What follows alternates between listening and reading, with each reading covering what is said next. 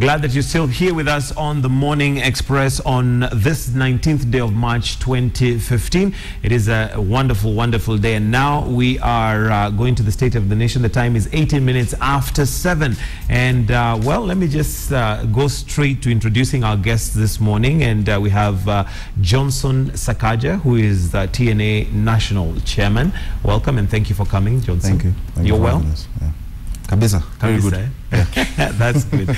We also have Professor Levi Obonyo, who is the Dean of Department of Communication at Daystar. Professor, thank you for taking your time to be with us. You're welcome. You're well too? Sure I am. Okay, fantastic. The School of Communication, not the Department of Communication. Sorry? The School of Communication. Oh, School of Communication, not Department. Okay, I beg your pardon for that. All right, we also have Dr. Noah Kala, who is the Secretary for Science and Technology and also the National Executive Council for ODM. Thank you for joining us as well. It's a pleasure. Okay, and well, we have a debate here and we'd like to start off. Do you want to kick us off? Yeah, let's start with Kajiado, because I imagine, Noah, you are one happy man alongside the entire party over that victory. There are those, however, who feel that at the end of the day, this is a man who initially wanted to run, that is Kanchori, on the JAP parties because he lost and he came to you. So you won, yes, but not off of ODM. It's off of the man and what he brought to the table, not ODM as a party. Well, one, I'm happy for the people of Kajiado for exercising their democratic rights in a peaceful and well thought out manner. When it comes to the candidature of Elijah Memusi Kanchori, the now MP-elect for Kajiado, my thinking is that when it comes to competitive elections such as this, it's a combination of the right candidate and the right party. Otherwise, if he did not feel as though the values, ideals, and the policies of ODM would help him get to where he is today, he would have vied as an independent candidate. That's why he chose ODM. That's why we campaigned for him alongside our COD partners and ended up taking the seat. Okay. Yeah. And TNA JAP now, you are quoted in one of the stories here as saying that it is because of the structures that did not work in as far as JAP is concerned, and a number of your own members have criticized the formation of the party, saying they were not consulted. Is that what led to the loss, in your opinion? Not necessarily. The consultation is not what would have led to a loss or lack thereof. What I see as having contributed most to the loss of JAP is the management of the nomination process. A nomination process is not just about who wins or who doesn't, because all of these candidates were in TNA initially. I was in Kajiado on the 2nd of January when I had a very big meeting there. I had Memusi, I had Tutui, I had Kiroken, I had all the candidates together. We had sat down, we agreed on how we're going to do this, how to maintain them within the party. I don't think the nomination was not free and fair, but I think how you manage people beyond a nomination. When you run a party, it's about managing people. It's about managing interests. So how candidates are managed after the nomination is what JAP did not do well. And at that point, we had handed over to JAP to be able to take over that process. There are ways within a party that you can maintain. First of all, you make sure that everybody believes in the credibility of the process. And you carry them from the beginning of the process, through the process, involve them in each and every step of the nomination process. And any issue that is raised by any of them must be taken seriously. After that, if they have serious commitment and faith in it, and they know that it is better for them, even within the party, whether they're running or not, you don't find them moving out of the party. But I beg to differ. Looking at Kanchori and jumping from one party to the other, for him it was all about, he wanted to be the member of parliament, Kajiado Central, no matter who took him there. Kanchori, so even no matter how you handled it, as you said, it was how you could have handled after the loss of the nomination, he was keen on, you know, being on the ballot paper. I don't think so. I know him personally. I know there was some bit of mishandling. And he has not moved parties as much as people make it sound. He vied on KNC in the last election. Then ODM. He has not been a member of ODM before moving to TNA, because there was no election. After 2013, when he vied on KNC, he came straight to TNA. He had been involved in party activities on the ground, even before what's his name, Kaiseri became a CS. And he moved just from TNA, of course, JAP to ODM. So it's not that he has been in 10 parties. I don't think so, and I think that would be an indictment on his character as an individual. Okay. I think he's a leader who has discipline. He's a leader of integrity, and the people express themselves, and we must commend them for having made their choice so resoundingly so. Okay, yeah. Professor, Dr. Noah Kala here says that a candidate to win is a combination of the person and the party. Do you think in Kenya we've reached a point where we actually vote for people because of the party and the person, or is it, have we reached that level, really? I don't think we have reached that level yet. I mean, I reading a book recently about the success of a democracy and how that gels with the economic capacity of the citizens, and how too often when people are not able to find security in their income, they tend to find a lot of security in their community. And I think to a great extent in our society there's still, to a certain degree, and quite a large one, people finding security in their ethnic community, which tends to inform how they vote. But we're talking about Kajiado Central that probably economically may be at a different scale than most of the other rural parts of the country. And when you look at this data coming out previously about how different constituencies are performing, and you see the performance of Kajiado Central broadly, maybe a different profile and demographics. But beyond that, I think one of the lessons to draw from the Kajiado Central elections for me was how the whole election process was carried out. I mean, the complaints that may arise here or there, the people that may be arrested for seeking to bribe the voters, etc., etc. But you kind of see a certain sense of, you campaign for your candidate, we campaign for our candidate, and the elections are taking place. And at the end of the day, you sense a kind of dancing together on the street by all the citizens without violence or things like that, which I thought was really kind of a small way of indicating, showing where we ought to go as a country in terms of how we run elections. And in that sense, I think Kajiado was quite a good story for the nation. Many in Kajiado, Noah said, many of the leaders rather in CORD said after the win that this has re-energized CORD for 2017. It shows you can do it, you can win it. But surely it was just a 500 vote margin win for you as ODM. Is that what it takes to make you see that there's light at the end of the tunnel? I remember in the recently concluded 2013 polls, the difference between 50 and 50 plus 1 was 8,000 votes. Every vote counts. And I don't really see it as a re-energizing of ODM and CORD as a coalition. I just see it as a continuance of the expression of the people of Kenya, of the policies and the ideals to which they ascribe to. Remember, we had the Makueni by-election, in which my colleague's party fielded a candidate. We had the Mathare by-election, we had the Homa Bay by-election, and now we've had the Kajiado by-election. And in each of these successive elections, ODM has come out as a party of choice, Wiper and Ford Kenya. There was Bungoma as well. And I think the people of Kenya are expressing the direction in which they want to see this country go. Yeah. That is not accurate. All of these by-elections is chosen to list selectively. By-elections that have been in their strongholds. Makueni is Wiper stronghold, and it was Wiper. Homa Bay, I think everybody would tell you about you didn't even feel the candidate. You didn't even feel the candidate. Apart from maybe Mathare, which was actually very tight and a contested election. But if you want to base that as an argument, one of the areas that CORD has heralded as their stronghold is Kisii. And we've had 3 by-elections in Kisii, and CORD has lost all of them. No one is talking about that. I have led 3 campaigns there. In fact, we took 1 seat from CORD, where former MP Bishage lost his election. And the amazing thing that people are not saying is that who gains most from what happened in Kajiado? Of course, it's Jubilee, because Kajiado gives us very important lessons as Jubilee. We have moved 10 steps ahead of the opposition in terms of we are selling a unified party. Selling a unified party is a difficult process. CORD cannot even begin to talk about unifying CORD. CORD has 3 presidential candidates. Kalonzo Musyoka says he's vying for the presidency. Raila Odinga, I think, says he's vying for the presidency. You also have Isaac Ruto is vying. He's not one of the principals in Jubilee. We are very clear about who our presidential candidate is in the next election. And the discussion we're having of coming together as one party, can you imagine CORD having that discussion? They're not even able to have that discussion. Mudama has tried to raise it. is always being told, come down. Wiper says, we're moving forward on our own. But Chairman,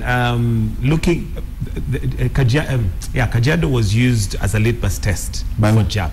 And that, some of the JAP leaders actually came out and said, this is going to be a litmus test run. This is a test run, and this gives us an idea of whether JAP is going to hold or not. What impact do you think this particular election has on JAP, given that it was a litmus test, really? It has an amazing impact. It has an amazing impact. If you look at how that by-election was done, you'll notice, for instance, a lot of the leadership in both TN and URP, in terms of the officials, took a backseat to give an opportunity to the new leadership of JAP, or rather the interim leadership, to test the waters. We are drawing a lot of lessons of the structural inadequacies that were currently there in a new party. This party, remember, is less than 2 months old, but has been able to do so much. Now we're picking up from those lessons. We're coming together to strengthen the idea of coming together as all constituent parties in So Jubilee. JAP is here to stay? Not necessarily JAP, the unity of Jubilee is what we're talking about. The unity we could have of a different party Jubilee. going to 2017. It could be legally the only feasible way to bring parties together based on the Political Parties Act, the Elections Act. If I move to JAP today, I lose my seat. Members of Parliament cannot move parties. Members of county assemblies, senators, etc. But if we bring the parties together, and those are the discussions we're having. If we bring our parties together and merge them, then we can call it Jubilee Party, we can call it whatever it is. Okay. What is important is not the mechanics, it's the principle of coming together to create a stronger, unified political party that is not about a region, that is not about a tribe, that is not about just one part of this country, but bringing together all our constituent parties, URP, TNA, UDF, CCU, across the country, RC, NAC, etc. Yeah, before we hear from you, Noah, Prof, let me bring you in, because he's talking about, the end game, and mostly that is what our politics has been about, being what is in focus. That parties is not about ideals, politicians, not ideology or manifestos. It's all about what will get me to that particular office. What do you make of what you're hearing from this gentleman this morning? I think it's interesting. I mean, I'm not a politician, so it's always interesting to observe politicians. But I think it's, let me see what I would want to see from as a citizen of the country. I don't care whether it is Jubilee, it is TNA, it is whatever. I just want to see if this party wins, what policies are they going to put in place that's going to advance the cause of the nation? I mean, to make us a better country, implementing development projects, whether it is called ODM or Wiper or whatever. My interest as a citizen is if they win, even if I don't vote for them, but if they win. And so I would be really interested in not just the outfits coming together, but the outfits coming together with the specific positions, platforms that are spelled, look at the future of the country. What are the issues that the country is facing? So when the parties, in the meantime, spend most of their time focused on their own internal unity, as a citizen, I'm wondering, when will they spend time developing policies that when they get into power, they'll implement for us? And that for me is critical, that this case should be united as soon as possible, and so that they can spend more time working on what will be good for us as citizens in terms of developing those plans, so that we don't end up in a situation where 3 months to the election, they easily come together, put a few pieces of work together and say, well, this is our platform. But there's no deep thinking that informs that in terms of understanding the dynamics in the country, the infrastructure. Doing everything for the better of Kenya. And that's exactly why we're doing it earlier rather than later. Okay, Dr. No, you wanted to respond to something from Sakaja. When I take cognizance of Professor's points, I think they're very valid and important. I would just like to draw a parallel between ODM and TNA/Jubilee. This year, we celebrate a decade of the Orange Democratic Movement, which was founded in 2005. My good friend Sakaja is the chairman of a party that's barely 3 years old and is already being wound up in favor of another party. We don't know if tomorrow we'll see another one. We don't know if before 2017 we'll see another one. So there's a certain lack of consistency in terms of manifesto, thinking, policies. People have always known that ODM stands in favor of social justice, equity, freedom, and social welfare for all. So if you look at it critically, you don't get to see the other side talking about the policies and the things that bring them together in terms of thinking. You only get to hear that from our side. But that said, it's not about the age of a party. KANU is more than 50 years old, and Kenyans are What voting does it off. KANU stand for? It's not about how old It's the party. never been It's not about clear. how old the party is. Yeah. Actually, if you do your research, you'll realize that before TNA changed its name to TNA, TNA is actually older than ODM. TNA was registered in 2001. So as you celebrate 5 years, I should be celebrating 9 years. But that's what it's about, because you can shout from the mountaintops about the theory of what you want to do. But what is important about a political party is the ability to get power. It's the ability to actually get power, to implement its manifesto. If you don't get power and don't get into office, how do you implement that manifesto?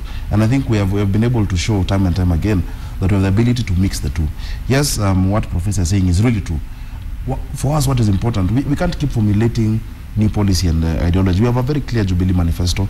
Every Kenyan has it. It's available online, and that is what we're implementing. We are at the implementation stage.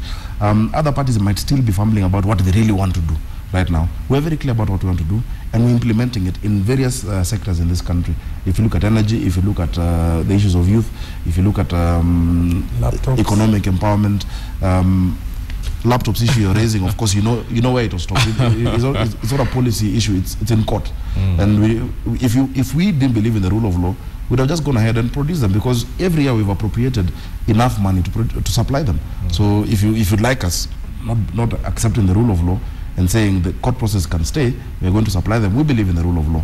And everything that is outlined in our manifesto, we have a presidential delivery unit right now that is keen on each and every of one things. One of the most important things is taking the cost of energy down. Kenyans have seen the cost of energy coming down very consistently. And in the next 30 or so months, we'll have gone down by 47% in the cost of energy. Once you take the cost of energy down, you create room for jobs, for industrialization, because we can't compete with other countries. We're very clear about economic transformation as a coalition. And security is also just one of those issues that most Kenyans, very close to everyone's heart, and important for a nation. And you have one of the analysts was talking about Northern Kenya, Wajir, Mandera, Garissa rapidly becoming lawless, and Somalia, like, state failure is painfully evident. It's a feeling that many people share, especially even the leadership, part of whom are in Jubilee. The Senator Mandera is in Jubilee, and he's come out time and time again to criticize the government, saying there's not enough that's been done to ensure security for those people, that they feel like they're the other Kenya, or they're not part of Kenya. What is your government doing to make sure? I fully agree with the Senator. We are all cognizant of the fact that security has been a challenge. I think over the past few months, when we had the new Inspector General, Acting Inspector General Arachi, and we had, of course, Nkaseri coming in, there was a bit of calm, and things were changing. It's for me, a lot of questions are raised, but just when the new Inspector General has been appointed is when we are seeing this attack starting again. Is it a case of even internal sabotage by officers who felt he was junior to them, and he has come up? Because there's a myriad of factors. We have tried to deal with the issues, and we've dealt with a lot of the issues of the infrastructure that the police use in terms of equipment, in terms of their own personal benefits, the insurance cover, in terms of leasing of police vehicles. There are more police vehicles right now in this country than there were 3-4 years ago. Every part of this country has that. On top of that, we have to deal with the issue of morale. But beyond that, the command aspect cannot be gainsaid. You cannot be overemphasized. And unless there's confidence at the top leadership of security, being in the police force, whether it is the military, you will never have security. So for me, that is not a political issue. Whether I'm in Jubilee or CORD, when the security is not working, it's not working. And we must call it as it is. And we really must ask questions. We've raised it in Parliament, and the Committee of Security must do its work to find out what has changed in the last 3 or so months. Okay. You realize that the issue of terrorism is actually different from the issue of runway insecurity, whether it is petty crime, murders, etc. That other aspect of security statistically has not gone up. But the aspect which we're really grappling with, and it's not just a Kenyan problem, is the issue of terrorism. And terror is a unique aspect on itself. Dealing with Al-Shabaab is not the same way you'll deal with criminals on Moi Avenue, etc. And there must be concerted effort, not just by this government, but by all of our partners internationally to deal with this global issue. Okay. Dr. Noah, yes. we've listened to Sakaja talk about security, and ODM has come out very strong in the recent past, saying that there's a big issue with security, and all of us know that there is one. And we are hoping that over time that we can get to a point where the electorate and Kenyans can look at policies that are in place, rather than just a political party or a person that we are voting for, but the policies that drive this country. What do you think the government in waiting, as sometimes ODM calls itself, would do differently to take care of security? Actually, if you look at some of the proposals that we're making in the Okoa Kenya draft bill, one of them is to do with security. And we're proposing a devolution of some of the roles and responsibilities in matters securing the people of Kenya to the county governments. It's unfortunate that we have a colonial relic in the name of the administration police over, with the oversight of the provincial administration still in force more than 50 years since we gained independence. We would like to see this come under the at least oversight of the local county governments, so that the petty crime that my colleague is talking about, the stealing of chickens, and such other minor misdemeanors, can be curbed. I would like to see the statistics that is quoting, because according to the Kenya Demographic Survey, petty crime and other small misdemeanors are actually on the rise over the past 5 years. And this, coupled with the terrorism that we've been seeing, I mean, no Kenyan feels secure. No matter what my colleague says here about the buck stopping with me, him, everybody else, except those people who actually bear the responsibility of securing Kenyans, I can tell you the people of Kenya do not feel safe and secure. All right, Prof, your thoughts? The other question to follow up on this matter is, what are the factors that are behind insecurity, particularly when you talk about petty crimes? And I think separation of terrorist attacks and other instances of insecurity. And could insecurity be driven, or could it be addressed by questions of the economy, in terms of what is the income, how are the people performing? Are we becoming poorer, and you're becoming poorer? Is that driving this? And could it be that addressing all these employment issues would be able to address the issues of security? And I think this is where, when you talk about what are the political parties that are preparing or are in power planning to do in terms of addressing these causes as a way of arresting what we eventually see translating in form of insecurity, would be very helpful. And so the question of what are the policies? So you could focus on policing the streets, but if you're policing the streets when people have no place to stay, they've got to come back on the streets, and the unemployment and the economic capacity of these individuals there's no infrastructure to help them work on that, then you're going to just have more and more policemen on the street arresting more and more people with no prisons to take them to. That's true. And so I think it's a whole series of areas that we must look at.